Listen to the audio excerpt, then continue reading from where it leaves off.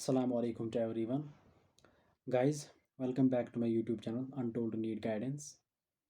In this video, I will be talking about the how to stay consistent or how to maintain consistency throughout the course, throughout the journey. ठीक है, तो कुछ important points मैं आपके साथ share करूंगा और इंशाल्लाह उनको फॉलो करने के बाद जो है ना आपकी कंसिस्टेंसी जो है ना कभी ब्रेक नहीं होगी. ठीक है, सो लेट्स स्टार्ट.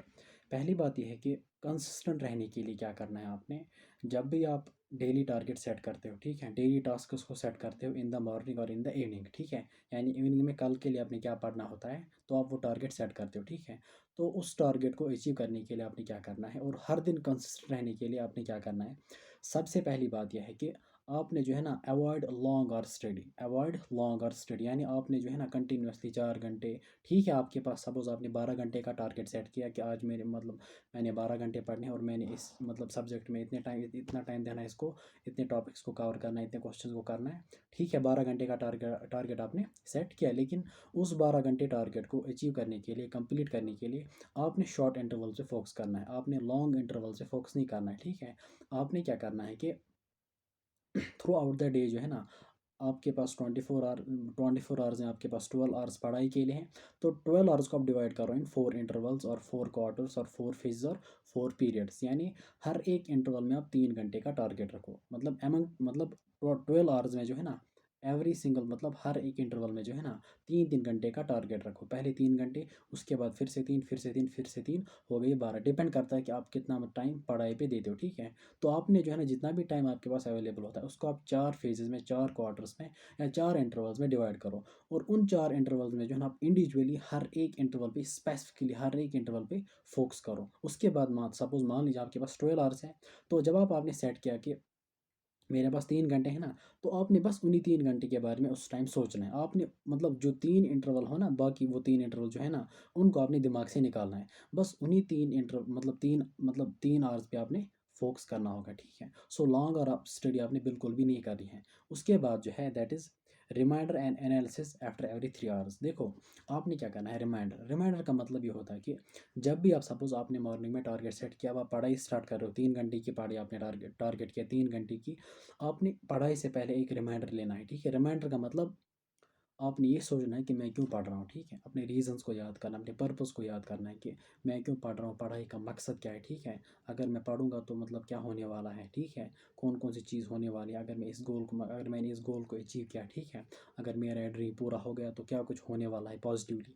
और ये भी सोचना है उस टाइम कि अगर मैंने मेहनत नहीं की, अगर मैंने फोकस नहीं किया, अगर मैंने टाइम वेस्ट किया, तो क्या कुछ नेगेटिव, क्या कुछ कॉन्सिक्वेंसेस आपको फेस करने होंगे. इन सारी चीज़ों को मैं एक नाम देता हूँ रिमाइंडर. और यही चीज़ जो है ना ये आपको ड्राइव करेगी, क्योंकि सबसे इंपॉर्टेंट चीज़ होती है ना that is the driving force. ठीक है, driving force is very very important and your driving force is your reason and your driving force is your purpose. ठीक है, जितना आप ज़्यादा अपने ड्राइविंग फोर्स पे, अपने पर्पस पे फोकस करोगे, उतना ज़्यादा आप जो है ना वर्कआउट कर पाओगे. ठीक है, so before starting each interval, देखो 4 इंटरवल्स है ना, जब भी आप हर एक इंटरवल को स्टार्ट करोगे, आपने एवरी सिंगल टाइम देखो रिमाइंडर यूज़ करना है, ड्राइविंग फोर्स से फोकस करना है, अपने आप को याद दिलाना है, उसके बाद पढ़ाई स्टार्ट करनी है. और जो ही आपका एक इंटरवल ख़त्म होगा, सब उस 3 घंटे ख़त्म हो गए. ठीक है, उसके बाद आपने 5 10 मिनट ब्रेक लेनी है. लेकिन उस ब्रेक में आपने क्या करना है, थोड़ी बहुत आपने एनालिसिस करनी है कि मेरे पास ये जो 3 घंटे हैं, ठीक है, ये जो सपोज़ मॉर्निंग की मैं बात करूँगा, सपोज़ मॉर्निंग में आपने सपोज़ 3 घंटे, लाइक सपोज़ आपने 8 बजे स्टार्ट किया, 8 से लेके 8, 9 10 11, 8 से लेके 11 तक, 8 बजे आपने छोटा रिमाइंडर ले लिया. ठीक है, जब भी आप स्टार्ट करोगे उसके बाद जो है ना 11 बजे आप रुकते हो. उसके बाद 11 से लेके 11:15 तक 15 मिनट आप ब्रेक लेते हो. आप थोड़ा एनालिसिस करते हो कि मेरे पास ये जो 3 घंटे थे मैंने किस तरह से गुजारे, मतलब मैंने किस तरह से गुजारे. आपने देखना कि वहाँ पे कहीं पे आपने वो टाइम वेस्ट तो नहीं किया. ठीक है, और उसी इंटरवल में जो है ना नेक्स्ट इंटरवल के लिए आपने रिमाइंडर यूज़ करना है. और जो पहले इंटरवल में आपने कोई मिस्टेक की होगी, कहीं पे टाइम वेस्ट किया होगा, तो नेक्स्ट इंटरवल में बिल्कुल आपने केयरफुल रहना है. बिल्कुल आपने जो है ना मतलब केयरफुल रहना है कि नेक्स्ट इंटरवल में जो है ना कोई पिछले इंटरवल की मिस्टेक रिपीट नहीं होनी चाहिए. ठीक है, अगर पिछले इंटरवल में आपने कम पढ़ा तो नेक्स्ट इंटरवल में उससे मतलब जो है ना आपने वो गलती इंप्रूव करनी होगी. ठीक है, ये रही मतलब रिमाइंडर एनालिसिस. उसके बाद जो है ना तीसरा point that is dominate the morning का ऑर्डर. मॉर्निंग का जो इंटरवल होता है ना 24 आवर्स में जो कोई भी क्वार्टर जो कोई भी इंटरवल होगा, मॉर्निंग होगा, आफ्टरनून होगा, इवनिंग होगा, लेट नाइट होगा, ठीक है। मॉर्निंग क्वार्टर को डोमिनेट करने की कोशिश करो।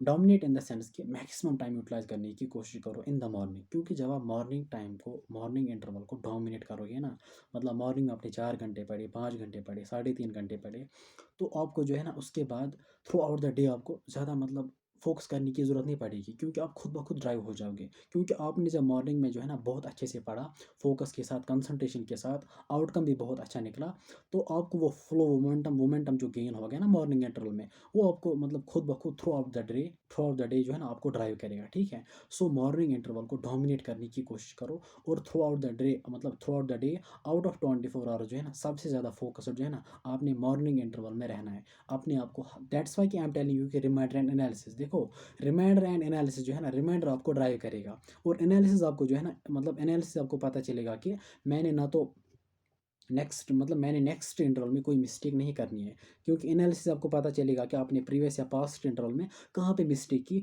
और जब जब आप रिमाइंडर लेते हो ना और एनालिसिस करते हो, तो आप अपने आप को मतलब एज इफ मतलब आप जो है ना खुद को वार्न भी करते हो कि नहीं यार, मुझे नेक्स्ट इंटरवल में टाइम वेस्ट नहीं करना, ना मिस्टेक करनी, ठीक है। सो डोमिनेट योर मॉर्निंग का ऑर्डर। उसके बाद और एक पॉइंट, मिक्सड सब्जेक्ट्स को लेना, ठीक है। आपके पास 4 इंटरवल्स है, ईच इंटरवल ऑफ 3 आवर्स। आपने ऐसा नहीं है कि पहले 3 घंटे में बायो को पढ़ोगे, उसके बाद 3 घंटे केमिस्ट्री को, उसके बाद 3 घंटे किसको, फिजिक्स को। ऐसा नहीं, बिल्कुल भी नहीं करना है। एक सब्जेक्ट को एट अ स्ट्रेच कभी भी नहीं पढ़ना चाहिए, ठीक है। मिक्सड सब्जेक्ट्स को पढ़ो, ठीक है। 1 घंटे या 1.5 घंटे के लिए केमिस्ट्री पढ़ो, उसके बाद 1.5 घंटे के लिए बायो पढ़ो, 1.5 घंटे के लिए फिजिक्स, इसी तरीके से मतलब इंटरचेंज, सब्जेक्ट्स को इंटरचेंज करो। देखो जब आप एक ही सब्जेक्ट को पढ़ते हो ना, इससे क्या होता है कि आपका दिमाग पहले एग्जॉस्ट होता है, ठीक है। क्योंकि जब हम सब्जेक्ट्स को चेंज करते हैं ना, क्योंकि देखो bio is little bit easy, chemistry is little bit easy, physics is little bit difficult. जब आप मिक्सड सब्जेक्ट्स को लेते हो ना, तो ऑब्वियसली सपोज जब आपने पहले पहले इंटरवल में सपोज अगर आपने 3 घंटे बायो पढ़ी, उसके बाद केमिस्ट्री पढ़ी, ठीक है, अच्छे से। लेकिन जब आप फिजिक्स के लिए आते हो ना, ओवरऑल फिजिक्स डिफिकल्ट थोड़ी बहुत है, तो उस टाइम आप उस चीज़ को कोप अप नहीं कर पाते हो, क्योंकि आपने मतलब आपका दिमाग जो है ना वो आसान चीज़ें अभी लेता है, ठीक है। आसान आसान चीज़ें बायो उसने मतलब एब्जॉर्ब की आसानी के साथ, केमिस्ट्री को डाइजेस्ट एब्जॉर्ब की आसानी के साथ। लेकिन जब फिजिक्स की बात आ रही है, क्योंकि वहाँ पे न्यूमेरिकल्स करने हैं, कॉन्सेप्ट्स को समझना है, वहाँ पे जो है ना ऑलरेडी आपका ब्रेन अडेप्ट हुआ है टू ईजी थिंग्स, ठीक है। वहाँ पे आपका ब्रेन ऑलरेडी अडेप्ट हुआ है टू ईजी थिंग्स। तो फिजिक्स में आपको फिर दिक्कत आती है जब भी कोई क्वेश्चन या कहीं पे डिफिकल्टी आती है, और फिर फिजिक्स को छोड़ देते हो, ठीक है। दूसरी बात जो है, जब आप एक सब्जेक्ट को कंटिन्यूसली पढ़ते हो ना, इंसान बोर हो जाता है, ठीक है, इंसान बोर हो जाता है। तो जब आप इंटरमिक्सिंग आप करते हो ना, तो आप मतलब आपका ब्रेन फ्रेश रहेगा, क्योंकि कभी आसान चीज़ जाएगी, कभी डिफिकल्ट चीज़, कभी आसान चीज़, और आपकी फिजिक्स भी कवर होगी इस इंटरवल के साथ, ठीक है। उसके बाद जो है ना लास्ट चीज़ क्या है, लास्ट चीज़ कुछ भी नहीं है, बस इन 4 चीज़ों पे फोकस करो अच्छे से। लेकिन सबसे इंपॉर्टेंट चीज़ जो है ना कंसिस्टेंट रहने के लिए, मतलब मेरे हिसाब से जो है ना, मतलब इन चीज़ों के अलावा आपने थ्रू आउट द डे जो है ना कंटिन्यूसली जो है ना अपने पर्पज़ के बारे में सोचना होता है थ्रू आउट द डे।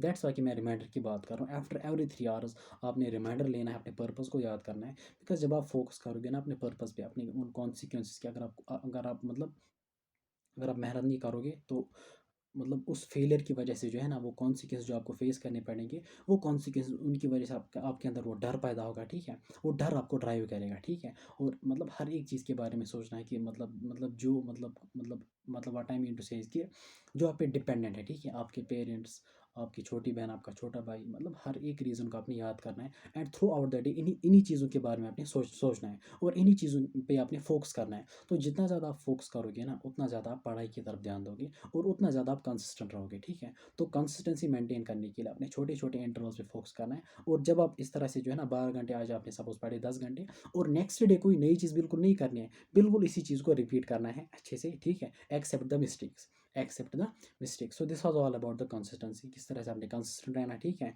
और एवरी सिंगल डे जो है ना एनालिसिस को मिस मत किया करो।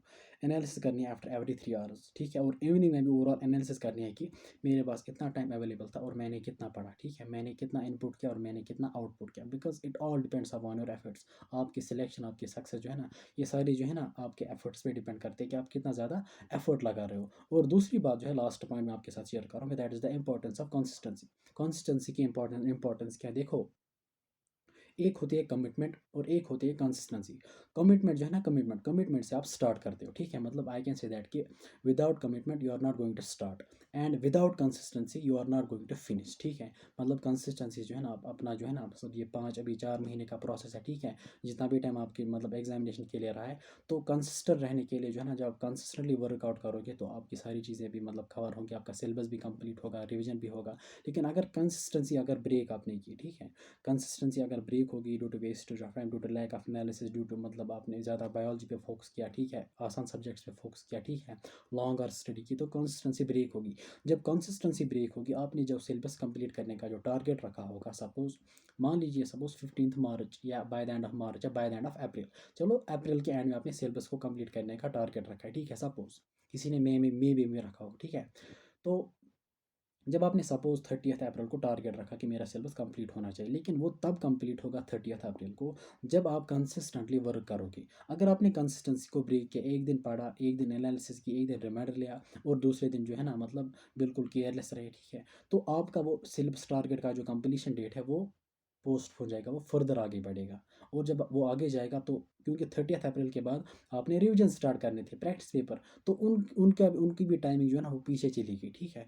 तो बिल्कुल मैं आपको क्या कहूँगा कि कंसिस्टेंसी जो है ना बहुत इंपॉर्टेंट है थ्रू आउट, मतलब इस प्रोसेस के लिए कोई भी कंप्यूटर एग्जाम हो, जब जर्नी लॉन्ग होती है ना, 3 4 5 महीने का कोर्स है, 1 साल का कोर्स होता है, तो consistency plays very very important role, ठीक है। So it's all the game of consistency. मैं इन द एंड यही बोलूँगा कि कंसिस्टेंट रहोगे तो आपका सिलेबस भी कंप्लीट होगा, ठीक है, और इंशाल्लाह आपका सिलेक्शन भी होगा, ठीक है। सो बी केयरफुल कि आप जो है ना कंसिस्टेंट रहने की कोशिश करो, जो चीज़ें मैंने आपके साथ शेयर की इन पे फोकस करो, एंड राउंड द क्लॉक ज़्यादा फोकस रिमाइंडर और एनालिसिस पे करो कि कहीं पे कोई टाइम वेस्ट तो नहीं हो रहा है, बिकॉज जब टाइम वेस्ट होगा ना तो इंसान को रिग्रेट होता है, तो रिग्रेट होता है ना तो डिमोटिवेट भी होता है इंसान, तो उसके बाद फिर नेक्स्ट इंटरवल के लिए इंसान को वो मोटिवेशन नहीं मिलता है, ठीक है, वो एनर्जेटिक फील नहीं करता है। तो जब आप पहले से एनालिसिस करोगे, अपनी मिस्टेक्स को मतलब वर्कआउट करोगे, उसके बाद उन पे जो है ना उनको एलिमिनेट करने की कोशिश करोगे, तो सारी चीज़ें इंशाल्लाह ठीक होंगी, ठीक है। सो आई होप कि मतलब ये सारी चीज़ आपको बिल्कुल क्लियर हुई होंगी, और इंशाल्लाह जो है ना कल यानी फ्राइडे को मैं इंशाल्लाह लाइव आऊँगा, ठीक है, 2 बजे भी यानी 2:30 बजे, मतलब दोपहर के बाद 2:30 बजे, और इंशाल्लाह इवनिंग में भी अराउंड 10 PM शार्प, ठीक है, क्योंकि बहुत सारे इश्यूज़ आ रहे हैं, क्योंकि सीबीएसई के बोर्ड एग्जाम्स जो है ना वो 26 अप्रैल से स्टार्ट होने वाले हैं, और नीट की एक्सपेक्टेड डेट क्या रहेगी वो मैं आपके साथ शेयर करूँगा, किस तरह से आप जो है ना हमने स्टडीज़ को प्लान करना है, क्या स्ट्रेटजी रहेगी, ठीक है, कितना टाइम हर दिन कितना टाइम हमने बुक्स पे देना है, ठीक है, रिविजन्स कब से स्टार्ट करने, जितनी भी क्वारीज होंगी इंशाल्लाह मैं वो आपको जो है ना उनके उनके सॉल्यूशंस आपके साथ शेयर करूँगा, ठीक है। सो इंशाल्लाह मिलते हैं नेक्स्ट वीडियो में, तब तक के लिए ठीक से रहना और अच्छे से पढ़ाई करना। अल्लाह हाफिज़।